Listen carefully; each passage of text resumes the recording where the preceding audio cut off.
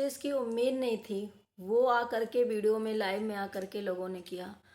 जिसकी गलती नहीं थी उसको गुनहगार माना गया, उसको गुनाह की सजा दी जा रही है, उसको इतना डिसरिस्पेक्ट करा गया।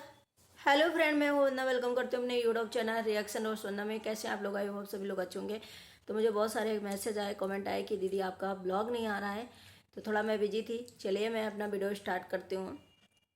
कल आप लोगों ने देखा होगा कि दीदी जी की लाइव आई थी दीदी जी, और उसमें उन्होंने कैसे बोला, कैसे अपने आप को प्रेजेंट किया, वो चीज़ें लोगों को कहीं ना कहीं फिर से एक वो लगा झटका टाइप का कि भाई इसकी हमें उम्मीद नहीं थी। वो चीज़ें आप करते जा रहे हो।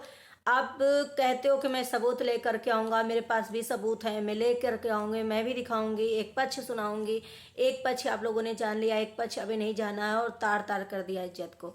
भाई कब से पलके बिछा करके और बहुत बेसब्री से लोग वेट कर रहे थे इस चीज़ का, लेकिन ये चीज़ इन्होंने नहीं की। दोबारा लाइव आई, फिर भी उसमें नॉर्मली इनको बातें करना था, नॉर्मल तरीके से इनको बताना था, लेकिन उन्होंने वो भी नहीं किया। शायद ये रो करके इन्होंने सोचा कि हम इस तरीके से रोएंगे और एक दो दिन ऐसे करेंगे तो सारी ऑडियंस शायद हमसे कनेक्ट कर पाए और सिंपैथी फिर से अगेन कर पाए, और फिर से हम कम बैक इस तरीके से कर पाएँ। और दूसरी एक चीज़ की और मुझे बुरी लगी कि सुमित जी को जिस तरीके से सुमित बोला गया, पहले वही सुमित थे कि सुमित जी बहुत अच्छे हैं, नेक दिल के हैं, और ऐसे इंसान बहुत कम मिलेंगे। लोगों को लग रहा है उन्हें पैसा नहीं। उन्होंने मुझे बहुत कुछ बोला था पहले वीडियो में, भाई बहन ने बहुत कुछ बोला था, माँ भी थी जिस वीडियो में बदुआ दी गई थी, उसमें बहुत कुछ बोला गया था, लेकिन डायरेक्टली अब सुमित जी से सुमित पे आ गई हैं। तो भाई ये बताइए हमको कि उनकी कहाँ पे गलती है, सुमित जी की किस जगह पे गलती है और वो कहाँ गलत है। एक इंसान को छला गया, एक इंसान से झूठ बोला गया, एक इंसान को ठगा गया, एक इंसान से झूठा फेरे रिश्ते बनाए गए कि भाई वो इंसान ने बोला हम लोगों को। अब ऑलमोस्ट सभी से वो इंस्टाग्राम में बात कर रहे हैं और बता रहे भी रहे हैं कि बहुत जल्द हमारा भी पक्ष आएगा और हम बोलेंगे, सारी चीज़ें क्लियर करेंगे। तो ये बताइए कि उन्होंने जिस तरीके से बोला हम लोगों से कि हमने बोला था इस रिश्ते में जैसे मनीषा के साथ हुआ वैसे मेरे साथ हो रहा था। मैंने बोला इस रिश्ते में कि भाई इतना इंटरफेयर क्यों हो रहा है और आप दोनों इतनी ज़्यादा क्यों बातें करते हो सचिन, और आप क्या मैटर है। तो दीदी जी ने उनको शायद गुमराह किया और बहुत स्मार्ट तरीके से वो खेल रही थी, जिस तरीके से शायद आज जो चीज़ें हो रही हैं उनके स्मार्ट तरीके से खेलने की वजह से ही हो रही हैं। तो उन्होंने सीधे सिंपल से हमेशा उनको इस तरीके से बोला कि नहीं भाई, भाई बहन का रिश्ता है, भाई बहन का रिश्ता है और कुछ नहीं। अरे भाई आप इंगेज हो गए थे, आप इंगेजमेंट हो गई थी, तो यहाँ से मूव ऑन तो कर जाना चाहिए था। सिर्फ कहने से मूव ऑन थोड़ी ना होता है, आप यहाँ से मूव ऑन कर जाना था और एक दायरा मेंटेन कर लेना चाहिए था। अपने पार्टनर को सारी चीज़ें हमें लग रहा है खुलकर शेयर कर देना चाहिए, तो खुलकर बता देना चाहिए था कि भाई मेरा ये पास्ट था, या मैं आप तुमसे जो शादी करो उसके बाद मेरा कोई वो नहीं होगा। लेकिन उन्होंने हर चीज़ मतलब छुपाई अभी तक। अगर ये चीज़ें सचिन ना खोलते, सचिन जरिया ना बनते इन चीज़ों का, तो शायद ये चीज़ें कभी बाहर नहीं आती। और सुमित महल भी मनीषा के जैसे एक अंधे विश्वास में टिके रहते कि भाई भाई बहन का है, भाई बहन का। वो देखते नज़रों से और सोचते कि ये क्या भाई बहन का रिश्ता है या फिर इससे ऊपर है कहीं, लेकिन उन्हें फिर से गुमराह कर दिया जाता। और जिस हिसाब से, लेकिन मुझे ये नहीं समझ में आ रहा है, जिस इंसान की सुमित महल की एक भी गलती नहीं, फैमिली की गलती नहीं, उन इंसान को बोला जा रहा है। खुद भी आप धमकी दे रहे हो, खुद भी बोल रहे हो, दूसरों से आप बंदूक रख के दूसरों के कंधे में चलवा रहे हो कि अपने मोर्चे के लिए, अपने फायदे के लिए किसी और को आपने मैदान पे उतार दिया है। वो भी सुमित महल की, भाई ऐसा लड़का जो इतने, अरे भाई कैसा लड़का, कैसा लड़का? वही लड़का जो आपको इतना प्यार कर रहे, इतना सम्मान से आपके साथ एंगेजमेंट करी, जो लड़का अनमैरिड है, हर चीज से मतलब परफेक्ट है, उस लड़के ने आपका हाथ थामने की कोशिश करी। तो फिर कैसा लड़का वो, कैसा लड़का? उस लड़के ने आपको बहुत कुछ माना और उस लड़के को आज ऐसा लड़का मुसीबत पे नहीं खड़ा हुआ। अरे मुसीबत पे कैसे खड़ा होता जब उसको आपने कभी कोई चीज़ शेयर नहीं करी, आपने उसको कभी अपने हिसाब से समझा ही नहीं। यानी कि आप एंगेज तो हो गए, दिखावा में बेटी के लिए, जो आप बोलते कि बेटी को एक बाप मिला, तो बेटी के लिए हो गए, फैमिली के लिए हो गए, हर किसी के लिए हो गए, लेकिन कभी आपने उसको अपने दर्जा नहीं दिया और ना ही आपने उसे कुछ समझा। तो कैसा लड़का, आज उस लड़के पे ये उंगली उठाई जा रही कि वो लड़का आगे आकर के आपके और आपका मोर्चा संभालता, आपके सपोर्ट करता और दूसरों को गलत बोलता, जबकि वाईटी पे एक एक काले चिट्ठे खुल गए, वाईटी पे हर एक चीज पूरी प्रूफ हो गई। अब वो आदमी क्या करता, आपकी वजह से गाली खाता, तब समझ में आता है इनको कि नहीं ये परफेक्ट लड़का है, ये परफेक्ट लड़का है, मेरे लिए गालियां खा रहा है। भाई जिस इंसान को आपने समझा नहीं, उसे भी अंधेरे में रखा, उस इंसान वो तो परफेक्ट था ही कि आप एक बेटी की माँ थी, विडो थी, इतनी एज की थी, इतना सब कुछ होने के बाद भी आपका हाथ थाम रहा था। क्यों? क्योंकि आप देवी बनकर बैठी थी, आप अच्छा आपको देखा जा रहा था। लेकिन कौन इंसान ऐसा होगा कि आपके घर में, या जो ये लोग ये कह रहे हैं वो ऐसा लड़का, तो उस इंसान से भी हम यही पूछना चाहेंगे कि आपके घर में भाई होता, आपका बेटा होता, तो क्या इसी तरीके आप लोग करते कि सपोर्ट करते और उस लड़की को गलत बोलते? भाई हर कोई यही चाहेगा कि अगर मेरी शादी हो रही, ठीक है, हम किसी का हाथ थाम रहे हैं, तो वो कैसा हो, थोड़ा तो मेरी इज्जत करे, थोड़ा तो मेरी परिवार की इज्जत करे। और जहां से इतने सारे जिसके चिट्ठे खुल रहे हो, भाई वो परिवार के अगेंस्ट होकर के उन्होंने शादी करी, कि परिवार वाले भी अब उनको गालियां दे रहे। कौन परिवार अपने अनमैरिड लड़के की शादी विडो के साथ, एक माँ के साथ, इतनी एज के लड़की के साथ कौन करेगा? लेकिन फिर भी उनकी फैमिली, और इतना भी लालच क्या, कि हमें लग रहा है किसी को आज के ज़माने में इतना लालच नहीं होगा कि इस टाइप के इंसान से शादी करेगा अनमैरिड। लेकिन फिर भी उन्होंने अपने परिवार को समझाया, 2 साल से इनके पीछे रहे कि भाई ठीक है ये मुझे देंगी, क्योंकि उनका समय 2-3 साल से इन्होंने बर्बाद किया है, कि वो 2-3 साल से इनके पीछे थे, तब भी इन्होंने नहीं कोई रिप्लाई दिया कि भाई हमारे पीछे ना लगो, हम किसी के साथ रिलेशनशिप में हैं, हम नहीं शादी करेंगे। इन्होंने उनको धोखे में रखा, और इसके बजाय सुमित पे टोपी हो रही है, और अभी भी धमकी दे रही कि मैं मरूंगी, मैं ये कर लूंगी, तो मैं 3 लोग का नाम लिख करके जाऊंगी। तो ये चीज़ें मुझे कुछ डाइजेस्ट नहीं हुई। आप लोगों को क्या लगा कि भाई सुमित महल की गलती ना होते हुए भी उनको ब्लेम किया जा रहा? वो इंसान अपने फैमिली मेंबर को मना करके शादी किया, अब उसको गालियां घर से पड़ रही हैं। रही बात दूसरी, कि अगर ये 3 लोग का नाम ले रही, तो उसमें 3 लोग कौन है? इसके रिस्पॉन्सिबल तो सिर्फ सचिन है, सोचो तो कहीं ना कहीं।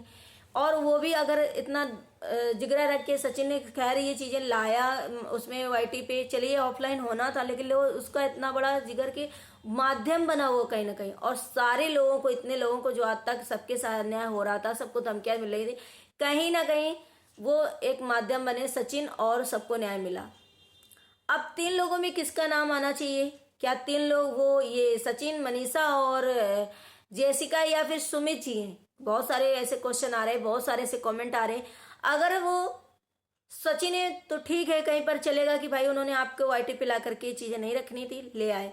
दूसरी बात, मनीषा क्यों हो गई? मनीषा की तो आप इतना धमकी दे रही थी, मनीषा के लिए आप इतना बोल रही थी, सरेआम उसको रुला रही थी कि तू रो, तू चाहे जितना मना कर, मैं नहीं छोड़ूंगी बात करना, मैं नहीं ऐसा करूंगी। तो भाई आपको किसी के इमोशन या किसी के आंसू दिखाई नहीं दे रहे थे?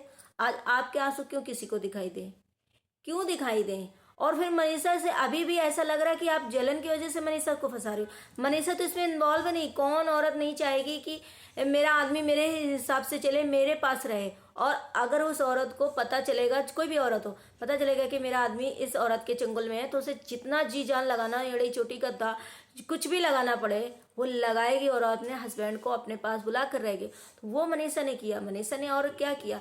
तो ऐसा जलन, ऐसी कौन सी ईर्षा है मनीषा से कि मनीषा को भी नहीं छोड़ेंगे? और रही बात सुमित की, अगर आप इस 3 आदियों में सुमित का नाम ले रहे हो, तो सुमित को भी आपने छला। 3 साल से उस बंदे को आपने पीछे घुमाया, 3 साल से, 2 साल से चलिए, लेकिन उसे कभी ये नहीं बताया कि मैं रिलेशनशिप में हूँ, मैं शादी नहीं करूंगी, तुम अपनी जिंदगी न बर्बाद। मतलब आपको ये गुमान हो गया था कहीं ना कहीं कि 36 मेरे पीछे लगे। आपको ऐसा लगने लगा कि मैं देवी हूँ, मैं हूर की परी हूँ, मेरे अंदर सारी काबिलियत है, जिसकी वजह से लड़के मेरे पीछे पड़े। लेकिन आपको ये नहीं पता था कि मेरा ये ऑफ कैमरा जो, सॉरी ऑन कैमरा जो हम देवी बने, ऑफ कैमरा हम एक भक्षक हैं और इतने डरावने हैं। लेकिन हमारी ऑन कैमरा जो हम चीज़ें दिखा रहे हैं, जो फेस दिखा रहे हैं, उस फेस की वजह से लोग मेरे पीछे पड़े। अब शायद 36 के आपके पीछे 1 भी 2 नहीं पड़े होंगे। तो ये कहीं ना कहीं आपका कॉन्फिडेंस, आपका एरोगेंट, आपका घमंड जो था वो कहीं ना कहीं चकनाचूर हुआ है।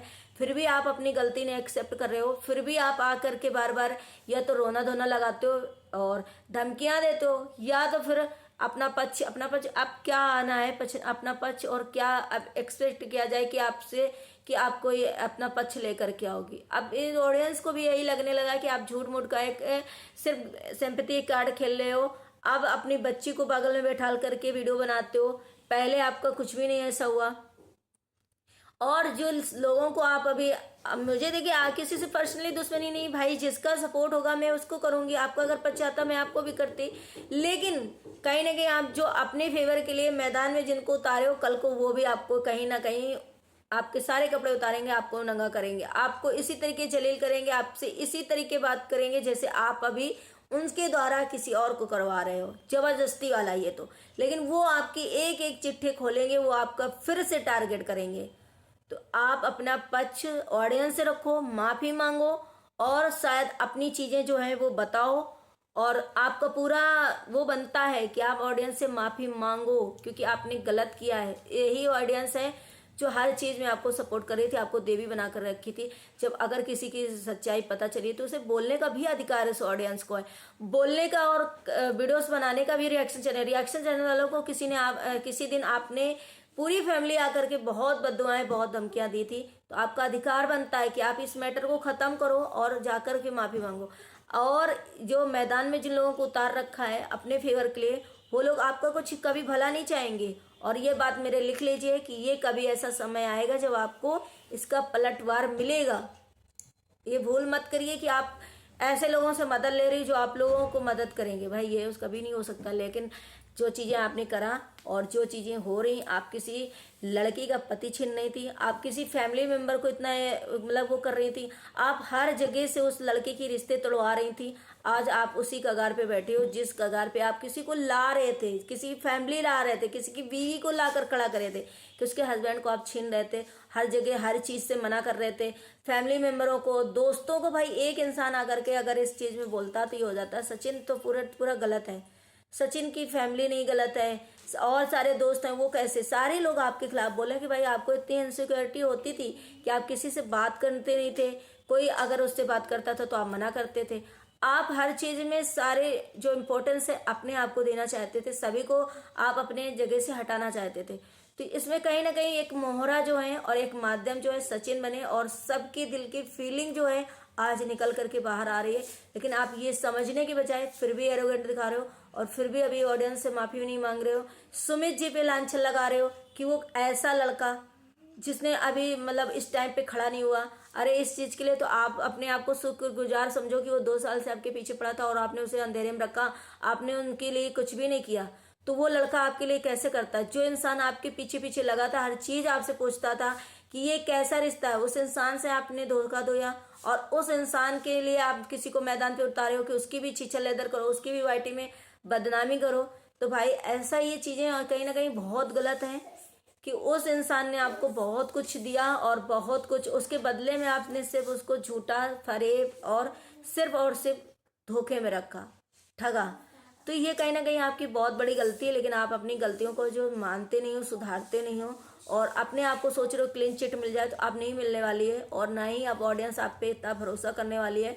फिर भी अगर आप नॉर्मल तरीके से वीडियो बनाएंगे, और एरोगेंट आपके मुंह से, चेहरे से, बात से, सभी से इससे झलकता है, थोड़ा उसे साइड रखो और अपनी चीज़ें अच्छे से लेकर के आओ तो ज़्यादा अच्छा रहेगा। कहीं ना कहीं ये चीज़ें गलत लगी, और अभी रो करके आए, सबको लगा कि कहीं ना कहीं आपको दिल में दुख है, लेकिन आप इसके जिम्मेदार स्वयं हो, किसी और को ब्लेम क्यों कर रहे हो? इन चीज़ों के जिम्मेदार आप स्वयं हो। तब आपको नहीं लगा जब आपकी बेटी थी, और तब आपको नहीं लगा आज दूसरे पे थोप रहे हो कि एक बेटी की शर्म करो, जरा शर्म करो, अरे शर्म करो एक बेटी की माँ को ऐसे। तब आपको नहीं लगा थी कि एक बेटी की क्या कंडीशन हम कर रहे हैं, कभी ना कभी ये चीज़ें अगर खुल गई, हमारी बेटी को पता चल गया तो क्या होगा। तो आपने ये चीज़ें खुद नहीं सोची कि हम एक बेटी की माँ होकर के किसी का घर तोड़ रहे हैं, किसी के ज़िंदगी खराब कर रहे हैं, तो आप जो उस बेटी को लेकर के माध्यम बना करके किसी को इतना टारगेट क्यों कर रहे हो? तो ये चीज़ें कहीं ना कहीं आप जो है बहुत गलत कर रहे हो। आपके घर में क्या हो रहा है, आप क्या हो रहे हो, अपनी लाइफ जो है अच्छे से हैंडल कर। भाई देखिए, गुरूर घमंड ये चीज़ें किसी की नहीं चलती हैं, और इसे साइड में रखकर आप अगर अच्छे वे से वीडियो बनाएंगे, अच्छे तरीके से आएंगे तो बहुत अच्छा रहेगा।